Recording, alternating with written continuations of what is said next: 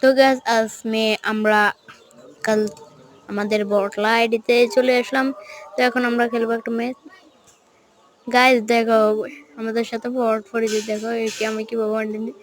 Guys দেখেছো, আমরা একবারে পুরো ধরে ওয়ান টেপ দিব, সেও আবার জুম করে। তো গাইস এখন দেখি সাইডে দিয়ে এখন আমি দিতে পারি কিনা ওয়ান টেপ। গাইস দেখি এমনি তো বট গাইস।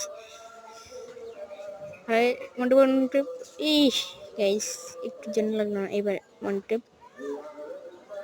अरे भाई ये ওয়ানটেপ চান্দুর দেশে পাঠাই দিলাম তাকে গাইস।